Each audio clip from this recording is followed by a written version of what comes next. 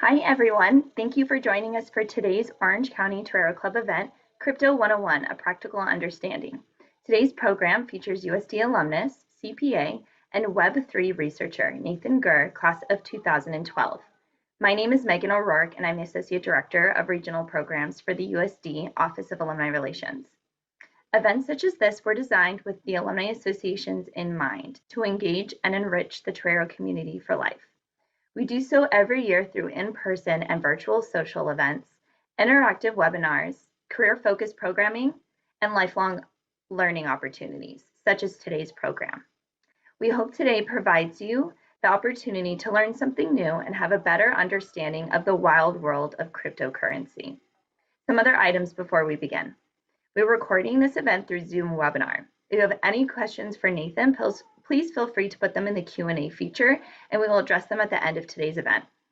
This recording will also be available on our YouTube channel later this week if you want to share it with someone or if you want to catch up on something you might have missed during the live session.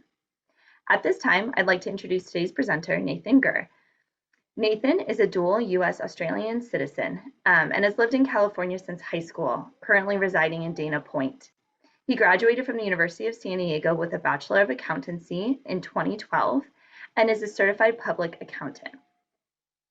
After starting his career as an auditor, he made the switch to valuations, and from 2016 to 2020, he was at Carta Inc., performing private company 409A valuations of VC-backed companies and automating those valuations through software. During that time, he performed over 750 plus valuations and reviewed over 2,000. Since August 2020, he's been applying valuation techniques to crypto organizations and mapping the entire crypto industry through a research community he found on Discord called Crypto Cartography. I probably said that wrong.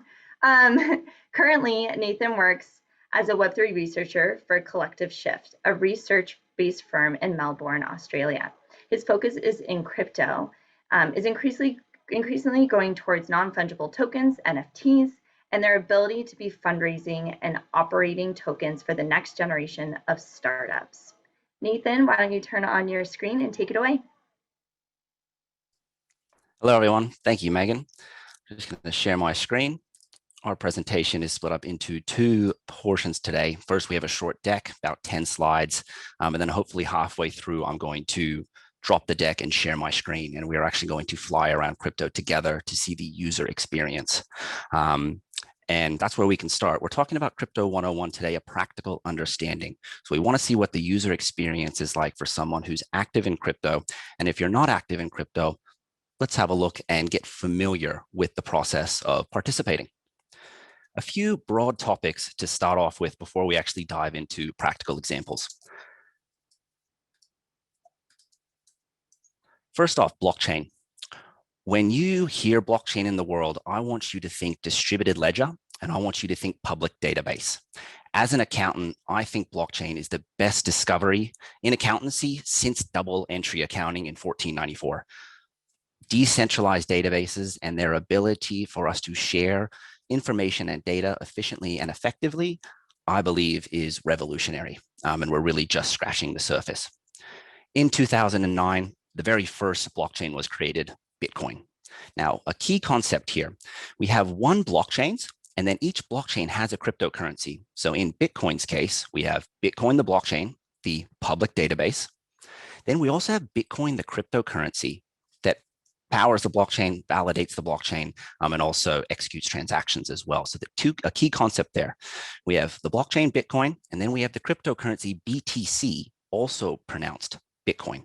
Similarly, in 2016, a second blockchain was built called Ethereum. If you're familiar with crypto, you probably have heard of Ethereum, and it is also a blockchain and also a public database for humans to conduct financial commerce. Now, they have their own cryptocurrency called ETH or Ether. From a technological standpoint, and we're not going to get into technicals today, but the Bitcoin blockchain as a public database, as a distributed ledger, is unable to handle the global demand of global commerce.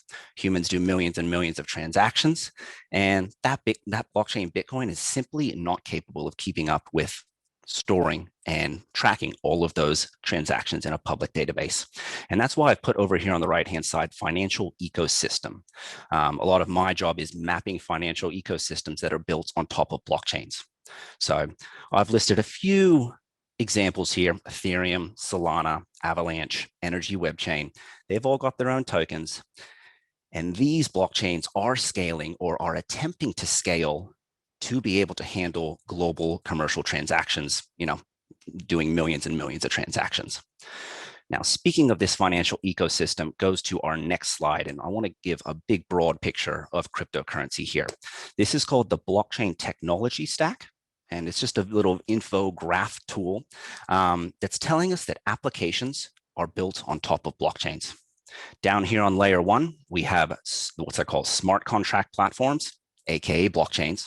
So smart contract platforms, another word for blockchain. And then on top of those blockchains, like we just saw, Ethereum, Solana, we are building other tools and services and at its core, a financial ecosystem. So we have layer 2 called middleware solutions. We have layer 3 tools and services that help us build on the blockchain. And then we have layer 4, where you and I mostly live in the application world. I remember 5 or 7 years ago, everybody had an idea for an iPhone app. You went to Christmas one year and it was like, everybody's got an idea for an iPhone app. We all want to put an iPhone app on the iPhone store, on the Apple store. Well, startup founders nowadays, instead of going to the Apple iPhone store or the App Store to launch their application, they're picking which blockchain to launch their application on. They're learning a coding language of a specific blockchain and then launching their applications on there. So today we're going to talk about examples later. We're going to look at layer 1, the blockchain, layer 3, and concentrate on the Web3 wallet that lets us interact with applications on blockchains. And then, of course, we're going to talk about applications today too, because that's what consumers care about the most. So just a little lay of the land there, that we're building a completely new technological stack that is decentralized on public databases, aka blockchains. Moving on to another macro concept before we get into practical examples. And these are 3 major types of digital assets. Digital assets is just a fancy term for cryptocurrencies, but it's a bit more overarching.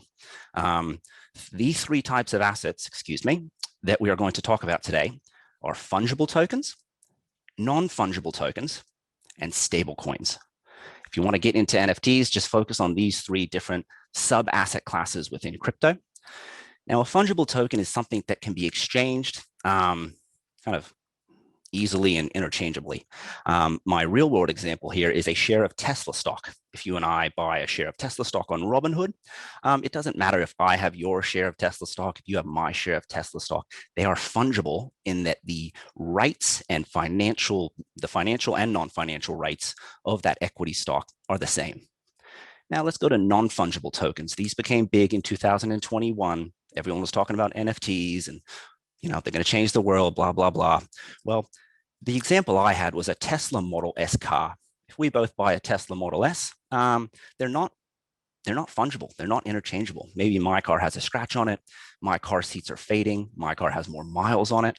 And any small change to our 2 cars means that, no, we aren't just going to be interchanging them in a fungible manner. They are non-fungible assets. And in the crypto world, all assets are tokenized. Therefore, they are non-fungible tokens. Now, NFTs can be applied to pretty much all non-fungible assets. That means every industry in the world. And that's why you'll see a lot of people in crypto are far more interested in non-fungible tokens than fungible tokens. I have a feeling non-fungible token value in the future will far exceed fungible token value. Debatable, and that's a little bit more of a macro thought. The third major asset class, stablecoins. A lot of people don't realize that you don't need to buy a high volatility asset in crypto to participate. We've created tokens that mimic national currencies, the biggest one being the US dollar. There's about 3 to 4 major stable coins that track the US dollar, so that if you purchase one USDC coin or USDT coin, 2 examples, you're only exposed to the US dollar. Additionally, they've got that for other currencies as well, Japanese yen, British pound, other national currencies. But just know that If you just want to hold stable coins, you can still just have exposure to the US dollar, and you don't need to get into highly volatile assets. So those are our three major types of digital assets. When we get into practical examples and me sharing my screen in a little bit, we're going to look at how to purchase a fungible token. We're going to learn how to purchase a non-fungible, and then, of course, learn how to purchase a stablecoin. Moving on to our last. No, we're on to the onboarding of funds. We have one more major concept, Web3. But before we get there, this to me right here is our practical understanding and probably our best slide today for someone that's new to crypto and saying, where do I start? Help me. The onboarding of funds to the blockchain goes from our bank through what's called a central crypto exchange, the largest in the world being Coinbase and being Binance. We're going to focus on Coinbase today. That's my pick, what I use.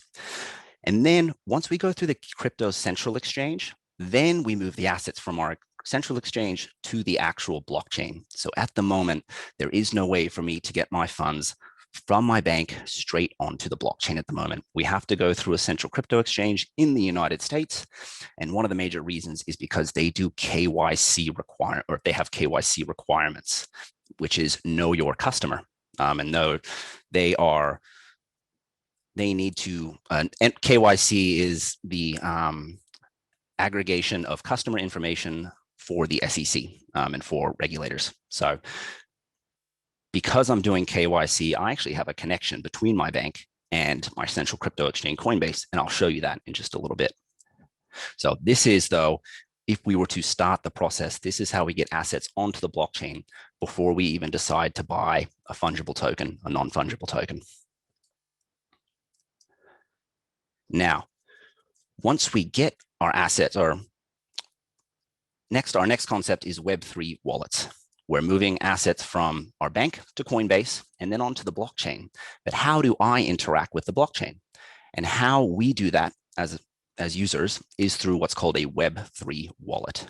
The Web3 wallet interacts with the blockchain, and it helps us, helps the blockchain and applications built on top of the blockchain see what's in our wallet, and then it lets our wallet interact with those applications on the blockchain. And we'll get into examples. So to interact with applications built on blockchains, we use a Web3 wallet. And the most popular Web3 wallet is MetaMask. You may have heard of MetaMask. Here is their logo. It's the little fox. And here is actually my flow of funds. I use School's First Credit Union here in California. They have a connection to Coinbase, so I can direct deposit from School's First Credit Union and purchase my crypto on Coinbase. And then when I'm ready to move it over to a blockchain like Ethereum, we're going to talk about Ethereum today, I actually send it from Coinbase to my MetaMask wallet. Then my crypto assets, my cryptocurrencies sit in my MetaMask wallet, and then it is there that they will interact with the blockchain. For those that want to know what the wallet actually looks like, it is this long string of numbers. This is a 42-character string, and every wallet starts with 0x first, and then is followed by 40 digits that are either numbers or letters. So a wallet is also often called a 0x address. And this is becoming our new identity, this wallet address. And I can't express this importance more. And that's why we come into Web 2 versus Web 3. Our Web 3 wallet is our new identity. And let's go through the history of identity on the internet. Society has broadly categorized the internet ages into Web 1, Web 2, and Web 3. And we've also broken these down by user capabilities. My example is the New York Times. New York Times website, I believe it came up in 1996. And back then, all we could really do was pretty much just log on to the New York Times and read. And we can only read and consume information. Well, once we had the social age, and Web 2.0 refers to pretty much the social media age. Well, once Web 2 came along, the capabilities went from read only to read plus write. On the New York Times website, I could create an account. I could still read content, but I could also create an account and then also post comments and write to the New York Times. And thereby, I'm creating a relationship with an organization that I love. So Web 2 is read and write capabilities for users, but all the data that we're doing, all the comments, all the articles, they're stored on centralized data storage service. They're stored centrally using centralized data storage. So these are stored by our big tech giants. And this is that question of we do not actually own our data. The big central tech corporations do. Moving on to Web3, which really has only come about probably since 2019, 2020. And this is the era of cryptocurrencies. And they're defining this as read, write, and own. Let's go back to our New York Times example. If we talk about a futuristic New York Times, just a newspaper online, we should be able to read content. We should be able to write content and comment. And then additionally, let's say I actually wanted to post something and the New York Times saw me as a creator and allowed me to post. I would be able to write an article onto the New York Times and actually own that content as well. I wouldn't really just be giving it up for the New York Times to post, for the New York Times to store on their centralized database. Well, it's going to be stored in a decentralized database, aka a blockchain. And that piece of written content is going to be attributed to my Web3 wallet, my identity. So those are the three broad categories: Web 1.0, read only; Web 2.0, read write; and then Web 3, along with tokens and Web3 wallets and blockchains, is the read, write, and own era. And it's all stored decentrally, which is really, really nice. Now, let's get on to some practical examples for today. On the left-hand side, we've got our different layers of our blockchain technology stack. Today, I've selected Ethereum as our blockchain of choice. That is the most popular general purpose blockchain for consumers in the world. That's where most of the NFTs live. If you've heard of decentralized finance or DeFi, that's where the most popular DeFi organizations are as well. Other blockchains pretty much copy what Ethereum does, to be honest. When we're talking about tools and services, today we're focusing on the Web3 wallet. We're keeping it Crypto 101, and we are going to use MetaMask. Then we are going to use our MetaMask wallet to go to layer 4 and connect to decentralized applications built on Ethereum. And I've picked 4 of my favorites, 4 of the largest. We've got an organization called Uniswap, which is an exchange. So we've got major exchanges in the world on Wall Street who use order books to conduct our stock transactions. Now we have decentralized exchanges on blockchains to swap tokens. Additionally, we have OpenSea. OpenSea is the largest and most trusted NFT marketplace in the world. We're also going to talk about Aave, the largest or one of the largest and most trusted lending and borrowing applications. And then if we have time, this one's a bit more advanced and probably not for Crypto 101, but Metalink. We have a token-gated social media website that's already out there, where I'm going to prove to you today that while some people are doubting whether avatar and JPEGs have value, we're going to log into a social media application with one of those JPEGs. So this is a really, really strong concept here that my one application or my one identity tied to my Web3 wallet can log into 4 different decentralized applications without talking to a single human being. And I can get financial services, I can get NFT services, and I can also increasingly get social media services. Social media in crypto is extremely early. So these are our practical examples for today. Action steps for participants. You can probably guess the action steps today. It's create a Coinbase account. It's download MetaMask and create a Web3 wallet and get an identity for the blockchain. Move your assets from your bank account to Coinbase and purchase crypto, not financial advice. And then we can move tokens from Coinbase to MetaMask. And once we have them in our MetaMask wallet, we can connect our Web3 wallet to Web3 applications, and boom, that is pretty much a practical understanding of crypto in terms of onboarding your funds and connecting your wallet. That is it for the deck, thank God. Now let's go have some fun and actually log in and see what's going on here. Let's go and actually get familiarize ourselves with the user experience or what we're going to see on the screen. Cryptocurrency is a natively digital experience, and therefore the easiest thing is just to share our screen, and you're going to be looking at the same thing I'm going to be looking at. So first up is Coinbase. Coinbase is the largest, most trusted central exchange in the world. It's out of San Francisco, and it's really got a really quality user experience. It's built for all ages. It looks like a world-class SaaS startup. a lot of cryptocurrency user experience is pretty average. Coinbase is world-class. I've done the same thing with my parents. So everything I'm saying here today, I've hooked them up with this exact same information. Now, if you don't want to get into the world of MetaMask and have your assets on a wallet that you're responsible for, you don't really want that risk. You don't really want to interact with the blockchain, but you do want to get exposure to cryptocurrencies. And you're just an investor. You don't really want to get too deep into it, but you want to purchase the major assets. You can do that on Coinbase.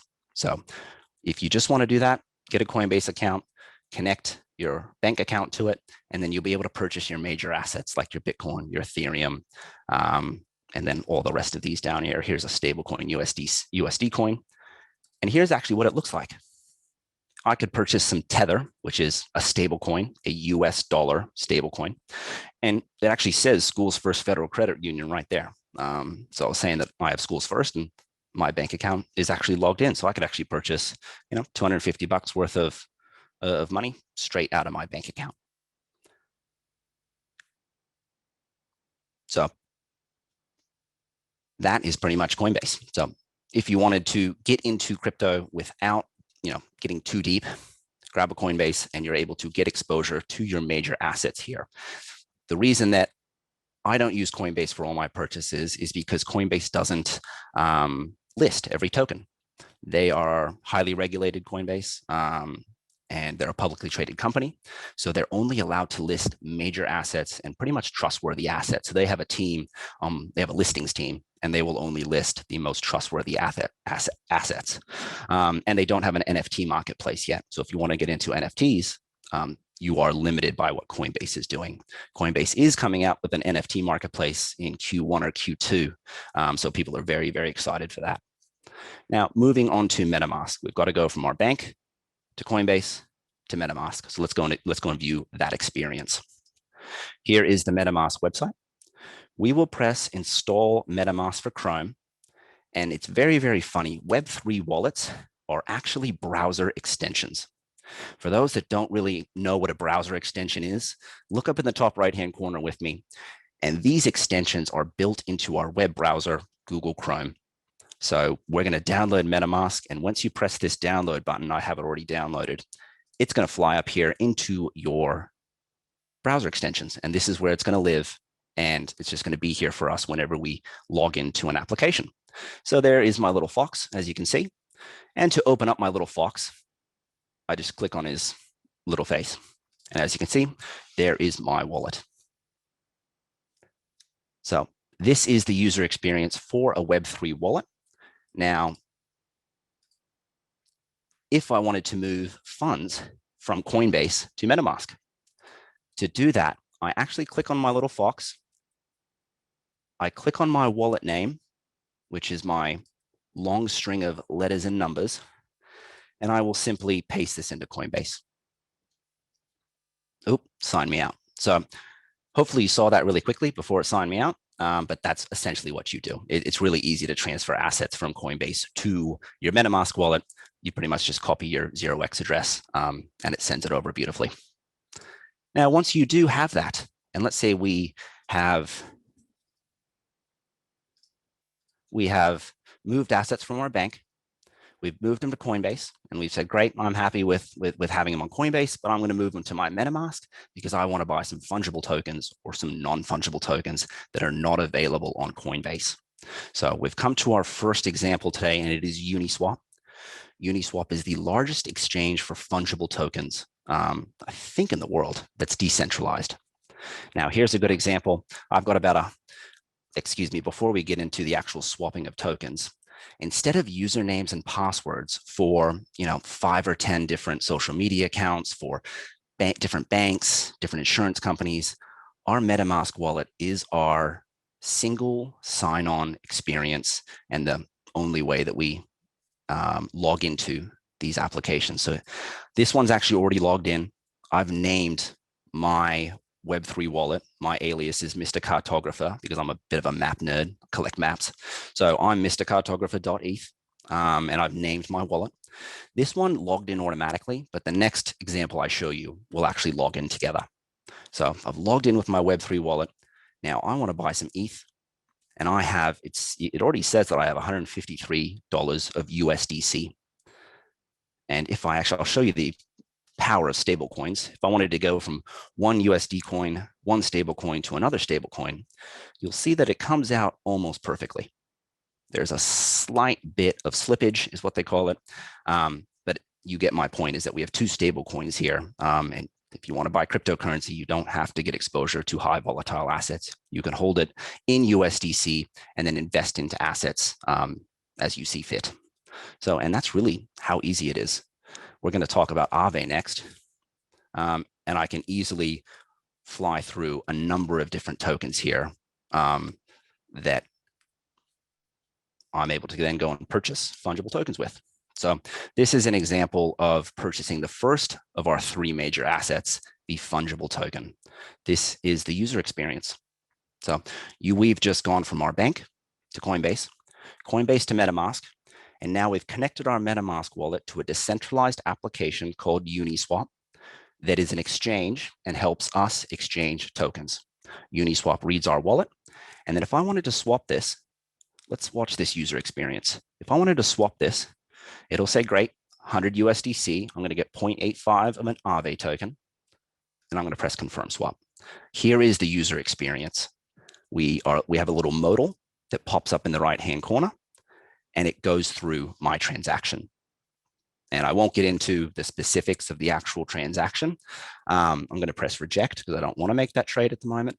But this is what it looks like. This is how hard it gets. So it doesn't get any harder than this. This is it. This is where everybody is on the forefront at crypto at the moment, is they're logging into exchanges, they're connecting their account, and then they're confirming their transactions. So I'm going to press reject there. And that is our first example. We've logged into Uniswap. We have the ability to trade fungible tokens. Go us. Next up, Aave. Let's say I have some money that I want to use as collateral to lend, and borrow off of. Here is Aave. Aave is one of the most trusted lending and borrowing applications on Ethereum. They've got about $10 billion on their platform that is being used for collateral or being lent out. Now let's connect my wallet. Pretty much with decentralized applications, you always look up in the top right-hand corner. We will connect our wallet. As you can see, we have a browser wallet here. And hopefully this loads. And that should be loading to our MetaMask.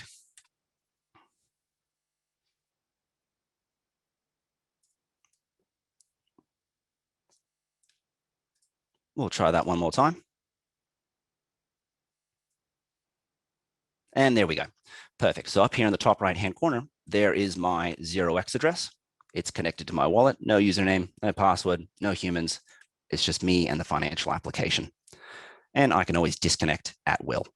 Once I've connected my wallet, similar to Uniswap, Aave will be able to see the contents of my wallet, but it will only be able to interact with the contents of my wallet if I confirm a transaction. And we'll skip that for now. So one of the largest lending and borrowing applications. We just visited two financial service applications, an exchange, a lending platform, didn't speak to a human, and we could perform financial transactions. Moving on to NFTs. NFTs were massive last year, right? Everyone wanted to buy NFTs. We've got JPEGs, avatars. Here is OpenSea. OpenSea is the largest NFT marketplace in the world. And we're going to get into the habit. Let's connect our wallet. Go up in the top right-hand corner, connect our MetaMask wallet, and boom, no username, no password. As you can see, it also sees that I have $153 of USDC stablecoin in my wallet, and I've got a little bit of ETH here that I'm using at the moment. To get a bit of a sense of the broadness for NFTs, I always like to show this part of the OpenSea homepage, browse by category. Non-fungible tokens are pretty much, in my opinion, going to tokenize all industries, going to tokenize a lot of human culture. So we have artwork, collectibles, domain names. We saw that I named my wallet address, so we could buy a name for our wallet. Music, photography, sports. And then, of course, everyone's talking about virtual worlds. I just wanted to show this, just to show that non-fungible tokens, in my opinion, are a way for us to tokenize culture. And in my opinion, they're the best mechanism in the world at the moment to to ascribe value and trade that value for a piece of human culture. Let's look at one example. We've got about 13 minutes left, so I'm slightly over, apologies. We're going to wrap up here pretty quickly. The example that I'm going to give you is a cliche one. I'm sorry. We're going to talk about the Bored Apes, Bored Ape Yacht Club. I know we're all sick of talking about the Bored Apes. All the celebrities have them, but it's a pretty easy example. We've got a piece of artwork here that is tokenized, and people are using these as their identities online. So people are using them as their Twitter profiles, as their Discord profiles, and they're also just collecting them as well and trying to make a financial gain. So it's actually OpenSea's taking a little bit long, so I won't actually show the page, but my wallet's connected. And if I wanted to press buy now, if I could afford this, that's simply all I would do. And this is how we purchase a non-fungible token. We purchased a fungible token on Uniswap. We can purchase a non-fungible token on OpenSea, and it's effectively, or it's a similar process of connecting our Web3 wallet and then interacting with the application. And lastly, I'm just going to touch on this for just a second because I want to get to some Q&A. I was just saying that the Bored Apes, may not have value outside of being an avatar. People are already building social media that is token gated, is what they're calling it. This is a social media application called MetaLink, and you can only get in here and participate and write on this social media app if you have a Bored Ape. The application reads your wallet, and if you do not have the correct NFT, they say, great, this channel is gated. You are not eligible. So this is a medium to advanced topic, but it's just too cool not to share. People are building utility for NFTs because NFTs are a way to tokenize culture and also a way to build a decentralized community. And I know that was a whirlwind, but I hope that you just saw that we connected our wallet to 4 different applications: MetaLink, OpenSea, Aave, and Uniswap. We didn't talk to a soul. We're able to log into 4 different applications for 4 different purposes, all with one identity. So people take these Web3 identities quite seriously. I sometimes joke that our onboarding to the internet, to Facebook, to Twitter, to Instagram was a bit of a fake onboarding, really. I think I'll keep my Facebook the rest of my life, but it's not really stored in a place that I trust. And people are viewing these Web3 identities with a bit more seriousness due to the fact that everything's stored on a public database. So people are getting very proud of what they do on those public databases, AKA blockchains. And that will wrap up the practical application. Hopefully that helped. That was a whirlwind tour. And I'm going to go back to probably our most important slide today, the onboarding of funds from our bank to Coinbase to MetaMask to then interact with blockchains. And we have about 9 minutes left. I'm sorry, I went a little bit over. I'm going to start off while I have a look at some of the questions. We've got 6 questions. Thank you very much to the 6 people. I'm going to start off with some pre-submitted questions that we had. And the first one is, where do I start? ? Help! ! And I think this slide right here is probably where we can start. I'm going to be a bit of a broken record, but take our funds from our bank. We connect our bank through KYC to a central exchange. We move funds right over there or just purchase directly, like I showed that we could.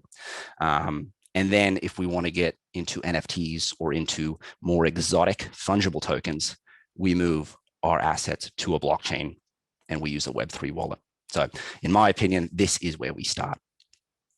Second question today is, are there any crypto farms that are less harmful, AKA use less energy, to the environment? So that is a big topic over the last year. This year, especially around NFTs, is the high electricity usage of blockchains.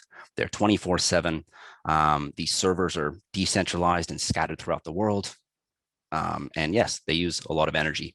If we go back to our blockchain page, there are blockchains, or every blockchain is moving towards being energy efficient, and then some are taking a little bit more seriously than others. And a rule of thumb is the older the blockchain, kind of the more environmental impact. So Ethereum and Bitcoin high energy usage. And that's why I gave an example of Energy Web Chain. This is getting into advanced topics now, which is an alternative blockchain that's focused on the environment and focused on environmental regenerative projects. So they're building an ecosystem around carbon credits to start off with, and the tokenization of carbon credits. And all of the transactions pretty much use less output and are more efficient in their database storage services. So there are blockchains, and some blockchains are focusing more towards limiting energy usage. One more question we had is, when will tighter regulation on this investment class come into play? Just recently, we saw the United States government release something related, or a new update, I guess you could call it, to crypto regulations. And pretty much it's still a bit of the Wild West. If we're in the United States, the state of Wyoming is leading the way in terms of crypto regulation. And they're pretty much trying to become the Delaware of crypto. So if we were starting a startup back in, even 5-10 years ago, or even now, you start a startup, you incorporate in Delaware, you get 10 million shares, and that's just best practice. That's what every lawyer will tell you. And I think if you're a crypto lawyer at the moment, you say, great, you want to start a decentralized, a DAO, or you want to start a crypto organization, you may want to incorporate in Wyoming because they are leading the way, thanks to a woman named Kathy Long. Additionally, when will tighter regulation to this investment class come into play? Similar to the Securities Acts of the 1930s that were so influential on the stock market for nearly 100 years now, my theory is that we will have some sort of Digital Securities Act of the 2020s, say 2026, 2027, that I believe will bring a lot of regulation to crypto. And I believe crypto is going to be a little bit bifurcated right now into the KYC world and the non-KYC world. So it'll be very interesting to see where each government lies. We've obviously seen some governments like El Salvador already make Bitcoin a national currency and legal tender. And we'll see where other governments fall. But I think it's going to be a lot around that SEC's ruling on KYC information. And the last question before we get into a couple others is, what are my favorite crypto projects? And we've talked about two of them today. First up is Uniswap. This exchange has its own token, and it's called the Uni token. So have a look for the Uni token, UNI, and it is related to the Uniswap exchange. So I'm a big fan. Additionally, we talked about Aave today. Aave is, like I mentioned, the most trusted, or one of the most trusted lending and borrowing organizations out there. They have a wonderful founder who would be welcomed into any Fortune 500 boardroom. And in my opinion, Aave is going to do very well as a lending platform. And they're actually also getting into social media as well. So those are my two favorite crypto projects, and a big reason why I mentioned them today as examples. Tom has a great question. Tom Roth, thank you. He says, can you talk about gas fees and why they cost so much? Certainly. If I was to press this swap button and I was to say confirm swap, we will open back up our little modal here in the top right-hand corner, and we will see an estimated gas fee. It's a little hard to see. You'll have to, squinch in a little bit. A gas fee is synonymous with a transaction fee, but more accurately, it's more like a computational fee. And I'm going to press reject here. Actually, I'll keep that up. If we are going to log a transaction onto a public database, that public database is going to go through what's called a state change. And a blockchain is nothing but a ledger of state changes. And if I make this change from 100 USDC to 0.85, the public database has changed state, and I need to pay a gas fee to actually have that transaction recorded in a public database. So it can often be, it's more synonymous to a computational fee. And then Tom's question was, why are gas fees so high? And that is because of limited block space. I'll press reject here again. If we go back to the start of the presentation where we said Bitcoin wasn't technologically capable of handling global commerce, Ethereum is slowly going down that same route. And high gas fees are a direct result of too many transactions on the public database that is Ethereum, and Ethereum simply cannot control them all. So if some people want to prioritize their transaction, they can pay a higher gas fee to get their transaction through before mine. Well, if we're two rich people, I'm going to just increase my price that I'm going to pay so that my transaction beats yours onto the public database. Hence, we get gas wars thanks to overusage of a blockchain as compared to the public database storage capabilities of that same blockchain.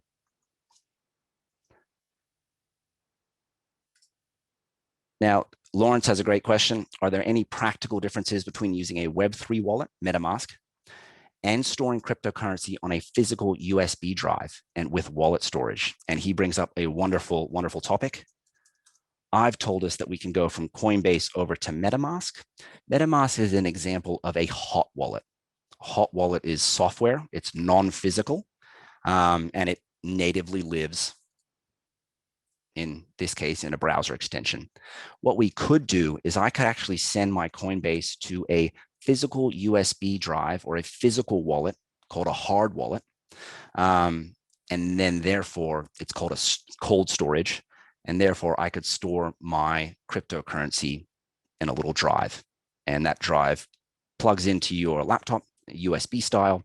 And unless you plug your hard wallet into a laptop, your cryptocurrency is going to stay on that wallet, or access to that cryptocurrency is going to stay on that hardware wallet. So your hardware wallets, by a generalization, have stronger security than a hot wallet due to how it's stored. It's just stored in a physical device rather than in a more easily compromised software like MetaMask.